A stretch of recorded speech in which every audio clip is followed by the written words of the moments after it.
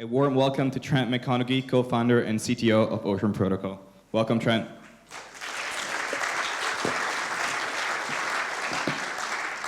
All right, hello everyone. It's really my pleasure to be here. And what started as just felt like a smallish idea many months ago. It's wonderful to see it come together with all of you here today, with all these wonderful partners and collaborators. As a hint towards where I'm going, I brought a mild exoskeleton with me today. Knee injury, but think of it as a start. Imagine so much more, and augmenting me to run faster and all that, right? And what about if we can augment our brains to think faster? And if we take that to the nth degree, what can happen? So stay tuned. Here we go. And let's see here. Go here. Okay, that's me. I'm Trent.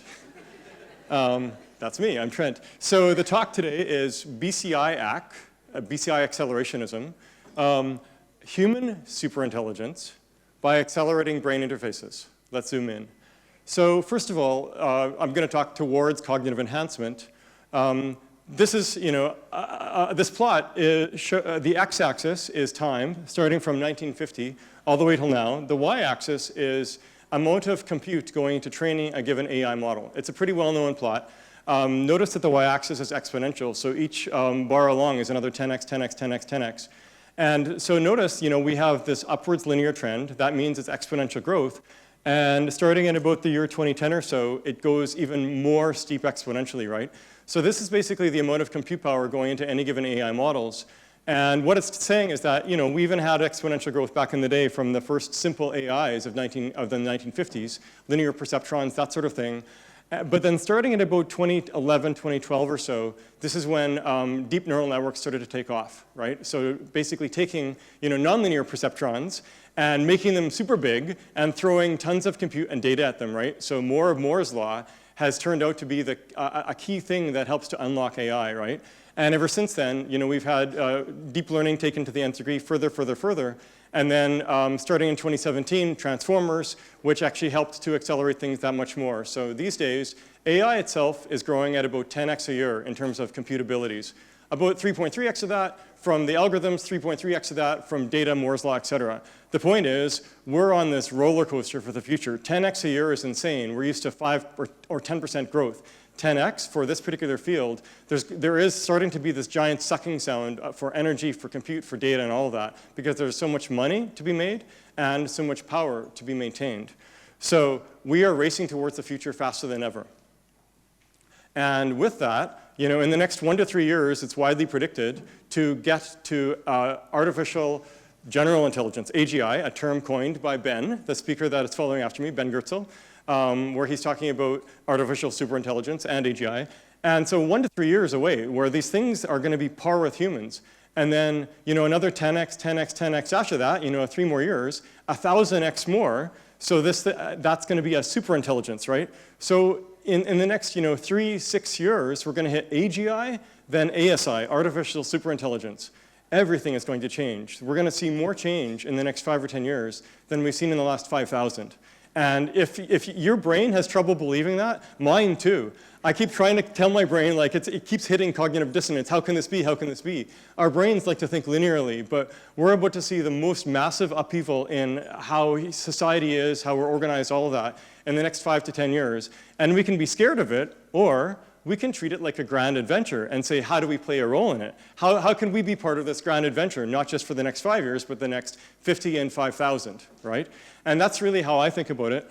And then if we think about grand adventures and inflection points, we can also look to history. So this is sort of a summary of what happened with the Industrial Revolution. So the y-axis is basically social development index, how effective humans are, how happy we are, lifespan, all that, right? And there was milestones along the way to help us do better. Things like, domesticated oxen, horses, written language, numbers, printing press, even coffee, right? That helped augment us cognitively. And notice, though, on the far right, it's a giant jump, right? And that's just in the last 500 years. What happened? The steam engine. Right? That went from basically muscles from biology, from humans and oxes and so on, to muscles from machines. Machines can be copied and pasted. They can be replicated 1,000 times. If you're making more money, you just make way more of them, right? So we augmented human muscle with machines. Well, we can also do the same thing with thoughts themselves, with our brains. We can augment our brains with silicon connected by brain-computer interfaces. And this is just starting to happen now, right? There's been some brain-computer interfaces going back to the 60s, 70s, 80s, but now we've got the AI to help connect the dots. We've got way better sensors. Everything is much better. And so we're now, I see, at an inflection point where we're not only augmenting muscle, but augmenting brains. And this is what will connect the dots to the ASIs, right? So with these artificial superintelligences, there's going to be these machines that are 1,000x smarter than us as humans. And we as humans, we look down to the ants, and we can't really relate to them. They can't relate to us. From their perspective, we're gods to them. They can't even comprehend what it's like to be a human. So when we look at these ASIs that are 1,000x smarter than us, it's going to be very, very hard for us to comprehend what it's like to be 1,000x smarter. What is beyond consciousness? What are the levels above, right? But what if we can actually get to a level playing field, be competitive with these ASIs, be collaborate with them, be at the same mental plane, not by pulling them down to our level, but by rising to their level. How? By augmenting our brains via brain-computer interfaces. And that's what I'm going to talk about today. So how I'm going to do it is I'm going to start with the status quo. What are some of the technologies out there today that are taking us closer to this, that are pieces of the puzzle that we can combine in novel ways as builders, as scientists, as engineers, as entrepreneurs, to actually pull us towards this such that we as humanity can have a role in the future side by side as collaborators with these artificial superintelligences. So I'm going to talk about current devices. First of all, we have eye tracking. This came out in the Apple Vision Pro and otherwise. And it's actually windows into the brain. If you look at this high-res image of an iris, you can actually learn a lot about it. And actually, researchers in the last few years are starting to treat it as if it's a brain-computer interface because there is so much information there. And of course, you can do it at fast speeds, too, for typing and so on. I'm going to give a brief survey of a few well-known brain-computer interfaces. There's EEGs that go back to the 70s. You all have heard of Stephen Hawking, the famous physicist who had locked-in syndrome. And how did he get famous? He wrote a bunch of mainstream books. But wait a minute. He was in a wheelchair. He couldn't move at all, right? How did he do it? Well, he actually had this scanner, a headband that was scanning electrical signals on his forehead and using that to type. So he would sit there, not moving, but typing, writing books, book after book after book. And he was using EEGs, electroencephalography, and that's just sensors for the electrical signals on the surface of your skin that are echoes of your brainwaves. And it's actually not great, doesn't measure that much, but it's a start. It's enough to type from. But then we can get to some more modern, more advanced stuff. And so the FNIRs, how that works is it shoots infrared signals into your brain. And your brain, some of them get absorbed, some of them don't in various ways. And then the echoes coming back, it can detect the different changes. So it's sort of like radar on a bat or whatever, but in this case with infrared signals. And you can actually get a whole helmet for it, like we see here with this. This is a kernel helmet. But you can also zoom in on just one region, such as, say, the visual cortex, which is in the back of your brain. And then with that, you can sort of get a window into the mind's eye. So if I'm closing my eyes and imagine a bouncing elephant, then the FNIRs can pick up that bouncing elephant as sort of like a low-res 2D movie, like a black and white TV screen from the 1950s, okay? So, and this is not invasive. This is just something on the outside of your scalp, which is pretty cool, right? Of course, we can get invasive. We can do like Neuralink, Elon Musk's company and otherwise, where you crack open the skull, put a chip in, and then use that for various things. So Elon and his company have shown how they can get people playing video games, Civilization, by thinking about it. Pretty exciting. Of course, it's invasive, but overall, the bandwidths are quite high. Pretty cool. There's something that's semi-invasive called optogenetics, which feels like science fiction. If it didn't exist, I would have a tough time believing it was possible. So basically how this works is you get a needle, and in that needle, it has a payload that goes into to do basically genetic engineering on your brain, where now when your neurons fire, they're also firing photons. And those photons can get picked up by light detectors. And it basically is a high bandwidth way to read signals from your brain. So you can actually see a lot more of what's going on in your brain. And if you look at movies of mouse brains and stuff of the dynamics, it's just remarkable. You know, chips only get to see one portion. Infrared and stuff only gets to see the outside. With optogenetics, you get to see the whole thing. Interestingly, many of these technologies, they can not only read, but write if you want. Also, by the way, if you don't like what's going on, you can take another needle and turn it off, right? Which is pretty cool. So genetic engineering for the win. Now let's talk about, I've talked about the, some of the brain scanning technologies. Obviously, there's many more, fMRI and MEG and all this. I'm going to talk about a few stuff that's touching consumers. So in this case, there's one company out there that is using EEGs, electroencephalography, they put them in headphones, and then it tracks basically whether you're focusing or not. And because EEGs, they don't give great resolution, but they can detect if you're in a flow state, right? And if you fall out of the flow state, they give you some lightweight indicator, hey, you're kind of falling out of flow. So let's do something to get you back into flow.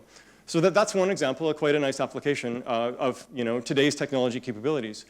I've talked about typing via EEG. This is an image out of Tsinghua University, China in 2012. For the first time ever, they could get to par with average human typing speeds, 25, 50 words per minute. These days, it's actually gotten much faster. AIs and LLMs have actually reduced the error rate a lot more yet. So you can do quite well typing with EEGs these days. Also, another related technology, emotion detection, right? You can actually have a photo of a person and AI will tell you, okay, this person is 80% happy, 20% sad, whatever, right? So that's quite useful. But there's ways we could maybe improve upon that too. And by the way, I'm giving you pieces of technology, but what I'm going to be doing after this is assembling these into potential killer apps for BCI. So another thing that's quite simple, there's LCD technology from the 1970s that basically can go on a piece of Scotch tape and you put it on glasses, right? And you can have subtitles on glasses. And you can get a bit fancier than that. You don't need the Scotch tape. And there's actually companies out there right now that ship glasses that basically have subtitles, right? And there's fancier ones too, of course. But you can have pretty basic technologies to do this. So subtitles on glasses. This is extremely useful right now for deaf people, right? It has some microphone that picks up the speech, runs through an LLM to convert to text, and then puts that text into the subtitles on the glasses. So very nice for deaf people. Another thing, you might all remember Google Glasses from 10, 12 years ago. And at the time, people really didn't like it because of privacy. But, and it was kind of prototypey. But about a year ago, Meta released the Ray-Ban Meta smart glasses. And these glasses, they have the video camera / camera for photographs. They have a microphone. They have basically speakers via bone conduction, all in a nice integrated unit. And it's talking by Bluetooth to your phone. And so actually, I have a pair of these myself. And I use them all the time to listen to podcasts as I walk around in the sun, to take phone calls. And they've actually blown up. After Meta started selling them, I think they had 2x more sales than they expected. You go to a Ray-Ban store and all of the employees are using them. So you can view this as one of the first devices towards augmented reality that mainstream actually likes and adopts, right? Before that, there was a lot of other devices that people tried but never really took off. So this is exciting from the perspective of society is liking it. Interestingly, the Overton window shifted enough that people weren't as concerned about privacy. But we have had 12 years of evolution, 12 years of social media and so on too. So, for better and for worse, maybe we don't get as much privacy, but at the same time, for some of the augmented reality applications, it's pretty neat.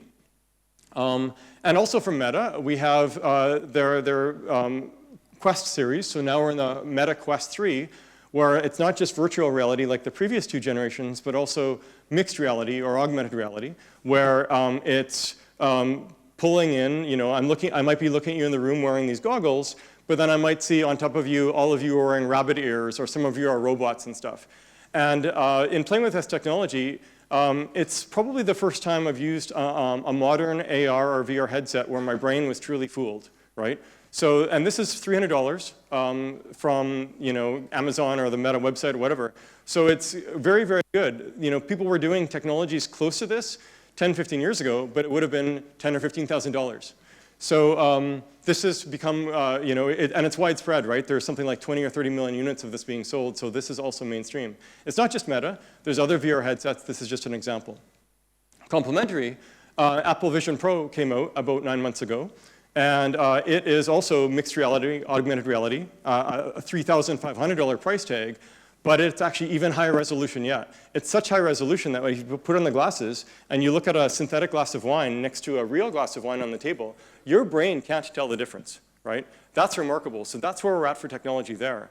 And this is actually pretty awesome for our interactions with the world and augmented reality. And also it uses eye tracking. Some of the Meta devices use eye tracking too. And eye tracking is very good for controlling things and so on. You can also view eye tracking as a lightweight brain-computer interface device. And finally, in terms of devices, I just think this one's funny. You can DIY, you can do some do-it-yourself stuff. So there's a guy out there on the internet who he lost his eye to cancer. So he took and made an eyeball with a flashlight on it, and he puts it in his eye and walks around, you know, when it's dark out, and now he's got a built-in flashlight. Apparently, it's really good for nighttime reading, and 20-hour battery life. So anyway, kind of fun. I think it's pretty cool that there is DIY stuff like this. Just like there's DIY bio stuff happening and so on, there's, you know, DIY, I don't even know what you call this, BCI, I guess, and so on. So I've talked now about how artificial general intelligence and artificial superintelligence is coming. If we want to have a role in the future as humans, we need to have a competitive substrate. How do we get there? The path is with BCI. And what does that look like specifically? I've talked to you about the state of the art, what's there. How do we combine the state of the art technologies to this potentially exciting, adventurous future? So one thing that's about to happen, Meta has these Meta Orion glasses. They had a video that came out a few weeks ago. And in it, they've got the glasses. It's AR glasses, much better form factor than the goggles. But they also have a wristband. And the wristband is picking up myoelectric signals, which are a reflection, sort of an echo of some brain signals. And you can use them for typing and for moving a mouse around and so on. So a very nice control mechanism. To give you an idea of how much money Meta has put into this, they've been actually quietly swallowing up a lot of BCI labs. So they acquired control labs for $500 million a few years ago. And that tech is what evolved into this. But of course, it's a much bigger market. The smartphone industry is $1 trillion industry, and Meta fully intends to attack that industry, to go for that industry with these glasses eating the smartphone, right? And there's a good chance that will happen. Meta and Apple and others. So here's some killer apps that can emerge from this sort of thing. SMing, silent messaging, where you just think about it and you send a text message. And there's a few ways to do that, right? You can do the hand twitching thing, right? Like with the Meta wristband. You can do eye tracking to type, and there's been a lot on that. You can do subvocalization, EEG, whatever, or any combination, right? So we'll see people not just DMing themselves, but SMing each other. And it actually basically, and in terms of display, you'll either have the subtitles on the glasses or audio synthesis, right? And it will feel like telepathy because you're basically not moving, barely moving, and in the end, you're messaging back and forth to your friends and your loved ones and so on. So that's SMing. That's actually a phrase taken from a very archetypical novel, 2006, called Rainbow's End, won the Hugo Award. Another one, so this is, Pinocchio with his advisor, Jiminy Cricket, right? Sitting on his shoulder, giving him advice all the time. But imagine you've got this in your earbuds with an LLM attached, and you're basically thinking thoughts to this, sending queries to the LLM, also via the EEG or eye tracking or otherwise, sending queries to the LLM, and it's giving you audio feedback in your ear. It's your personal Jiminy Cricket. Or you can call it internal dialogue, so getting help to yourself all the time, right? So this is a potential app that will help to drive the widespread use of this stuff. Another one, I talked about emotion detection from photos, but you can't, it's hard to take photos of yourself all the time. It's okay?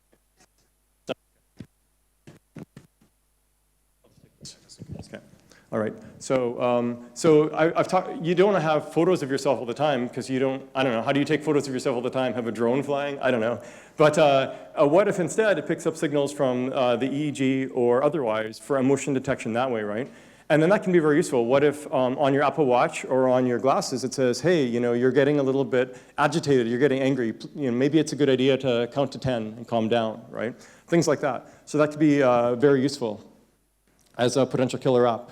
Going further, so imagine you've got these glasses, you're walking around, and it's recording all the time everything, maybe with built-in privacy preserving where everyone else is anonymized. And then you can query it later just by thinking. So if you have sensors into the visual cortex, then I can close my eyes, think of a thought, say a bouncing elephant, or maybe sitting down at the breakfast table. What did I have for breakfast? Well, it uses that query of me sitting at the breakfast table as a 2D query, so it's reading this black and white image from my brain, the back of my brain, and then querying that into a data bank of what I've seen, and then yanking this image up, right? So you can do image querying, hash perception, all this, and then you basically get perfect memory, right? So everything you've seen and done, you can pull back in the past. And this is potentially very useful right now. I do actually have a cognitive augmentation from my memory. She's my wife. She has a wonderful memory and I don't, so it's very useful. But this could be even better and she would probably appreciate it too. Another one is, once you can pull it up that past memory, you can share it easily, right? It's just, a text message away or a silent message away, right? So I pull up this image of something from the past or a video and I share with my friends. And of course, I can keep repeating that all I want. So sharing visual memories can be a thought away if you want. Another one, so in the last few years, we've gotten to very fast content creation by typing in a query into an LLM image generator. And it spits things out, DALL-E and so on, and videos coming with things like Sora. Well, imagine now, you close your eyes, you imagine an image, once again, a bouncing elephant. It runs that through the neural network, and it spits out a bouncing elephant in high res, right? So that could be very exciting for film, for TV, for graphic design, for video game content design, and so on, right? So I see this as quite fun. There's another riff on this too, dreams. So imagine you sleep and you put on the headband and you dream and it records your FNIRS information all night long, runs that through a video generation, and then you can see a video of your dreams, the 15 minutes of your dream during REM sleep in the middle of the night, right? And then there can be marketplaces on this on top, on Ocean, of course. But overall, and there's actually stuff like this in the movies. There's a movie called Strange Days from about 1995, where it's actually sort of dreamlike experiences that people are sharing, as well as the Cyberpunk Edge Runners comic book series and games. So super fast content creation, whether it's for practical stuff like video game design or whether it's your dreams, this is something that can be a killer app. A couple more killer apps. Also, we see in Cyberpunk Edge Runners and otherwise, where people get a full augment to their spine, and they can basically, run faster, stronger, et cetera. Think like this exoskeleton here to the nth degree, right? But also inside your body. That's a bit farther out. And finally, conversation in pictures. So when I close my eyes, I imagine a picture. It generates an image, a low-res image, goes to the neural network, high-res image. Now I share that to a friend.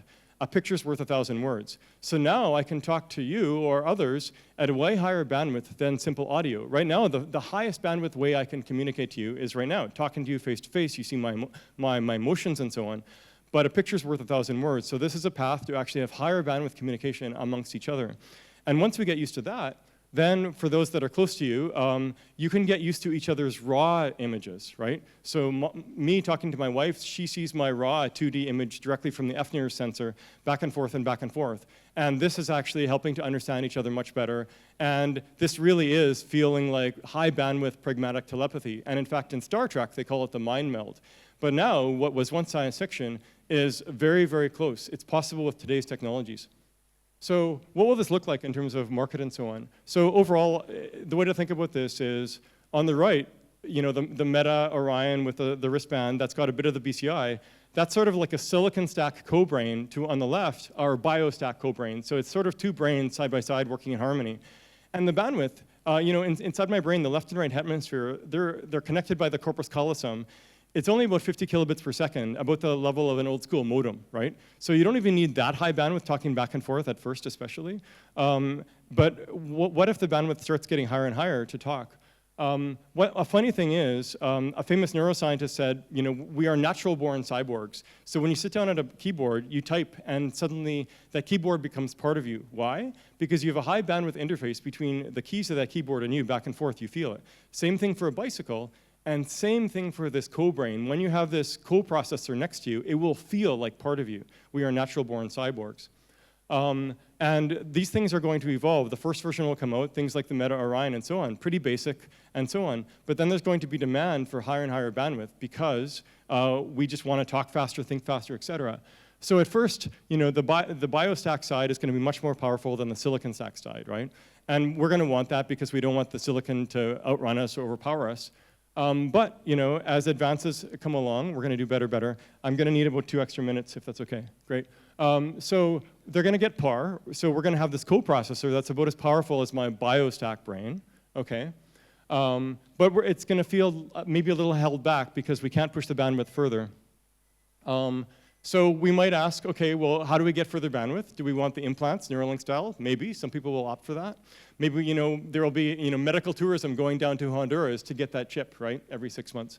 Or with optogenetics, get that needle. Maybe that'll go through the FDA faster, or we'll go to Honduras again, or Argentina, or whoever else decides to go for this. But the demand will drive us there. The Overton window will keep shifting. People will want this. Why? 2 reasons. To fix AI risk, right? If we have no guarantees that the ASIs are going to treat us well. Hopefully Ben's benevolent AGI will help that. But this is basically, think of this like a hedge for the wonderful stuff Ben is building. So AI risk, that's one reason. But the other reason is, just like we've seen the evolution of the dumb phone in suitcases to dumb phones in our pockets to smartphones that are kind of crappy to pretty good smartphones now, the next level of that is these glasses and then contact lenses that have higher and higher bandwidth interfaces to us. So you want to know the future of the smartphone and so on? This is it, right? Silent messaging, etc. So people will demand it, and we're going to get 100x bandwidth, 100x storage, 100x compute, and it's going to feel like it's part of us, right, in our brains. So at first, we break this bandwidth bottleneck, and then we can then start to unleash more and more power on the silicon stack side. We don't want to do that before, because if it's not aligned with us, then that's kind of dangerous. So it's better that we keep high bandwidth such that think of it like an LLM that's being tuned all the time, like a square watermelon, right? But it's not just this thing that's aside of you. It is actually a part of you, and it will likely have emergent intelligence, emergence in the John Holland style, AI style. So over time then, this silicon stack side is going to get more and more powerful. It's going to be 50%, then 1x, then 2x, then 5x our bioside, and 10x our bioside, 100x our bioside, 1,000x our bioside, right? But it's all still you. We're natural-born cyborgs, right? So it's going to feel like you, it's going to be you, it's going to have this emergent intelligence. And like mentioned, it's going to be hyper-localized and fully aligned, right? So it really, truly is part of us. It is part of ourselves, just like the keyboard, just like the bike, but even more so because it's part of our thinking. And which means you'll have this now basically 1,000x the compute power that you had before, the thinking, the emergent things beyond, too, beyond consciousness. What's the next 10x, right? We don't know, but we'll see and we will learn. And now we're competitive. Now we can play ball with these artificial superintelligences, right? To take this a bit further, imagine I'm on my deathbed. I'm 90 years old. My body is giving out on me, and I'm gonna, I've had a stroke, and things are not looking good, right? The next few hours, that's it. And I have a choice. I'm sitting there, and my silicon stack side is 1,000x more thinking than my BioStack side. 99.9% of my consciousness and all of my thinking and all of me is on the silicon side. So I have a choice. I can let the bio side die and the silicon side with it, or I can clip the bio side like a fingernail. Snip. And then I'm free. I'm fully digital. I'm living in the cloud, but I'm still me, because it's simply an extension of what I've been before. Clip it like a fingernail. And some people will choose not to wait till they're to choose to do that much sooner. But this is a path where we can get here if we choose, right? It's up to you. You don't have to do anything. You can augment yourself all you want, but you can go all the way. Clip it like a fingernail. So to wrap up, AI superintelligence is coming.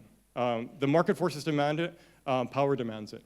But we can have something competitive as a substrate via killer apps like silent messaging, perfect memory, all of this.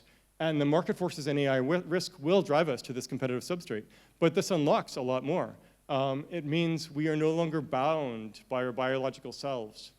We can, rather than trying to explore to Mars and maybe Alpha Centauri as primates in tin cans, we can go digitally. We can fly as photons, as pattern of intelligence, to go and create Dyson spheres around stars and explore the universe. So, and that's often how I introduce myself. So I will reintroduce myself in closing. Hi, I'm Trent. I was raised on a pig farm. Then I became an AI researcher. And my life goal is to become a pattern of intelligence shaping Dyson spheres around stars. Thank you very much.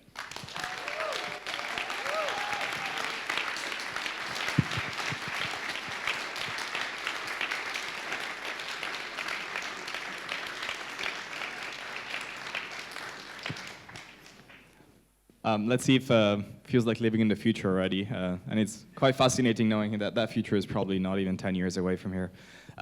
Let's see maybe if there's any questions for Trent. Any questions for Trent? There's a lot. Okay, I'll skip. Yes. But I need the microphone. Oh, I need the microphone for you. Mic coming. Here, take this. Hi, Janet Adams, COO of SingularityNet. Trent, is there a fear that we can be walking around the street and other people can just read our minds? So that's a great question, and actually I didn't touch on it here, but you really want to have, there's this problem, it's cognitive liberty or cognitive security, right? So if everything was full meta, we look at the history of meta and data, imagine my thoughts going from FNIR's device to meta servers straight to NSA, and then the German government and Canadian government, the other seven eyes. That's a dystopian nightmare, right? So it's not just others reading our thoughts, but governments too. I don't want to be sitting down writing a history of World War II, have swastikas showing up in my visual cortex, and then have a knock on the door from the NSA, right? That would be a dystopia. So we really need to basically, as we build these devices and these killer apps, we actually need a layer of indirection for managing access to what data is coming where, because we do want to talk to the internet, we do want to share our neural net data for training. And what I envision is that, well, we need something trustless to manage data, decentralized data, and it's actually an amazing coincidence in the end. This is actually exactly what Ocean is really good at, right? Decentralized management of data, right? So I do see in the future that Ocean, working with others, will be coming up with a protocol for this. And it's my dream that it becomes adopted widespread in the industry. And even the metas of the world will like it because it allows them to sell more of their devices, right? So I'm excited for this, and any one of you who are protocol designers thinking about this, please come talk to me because I'm starting to lay some intellectual groundwork for this. And we actually do have a workshop in the afternoon hosted by Foresight exactly around this idea. Your keys, your thoughts, not your keys, not your thoughts. Thank you, Trent. All right.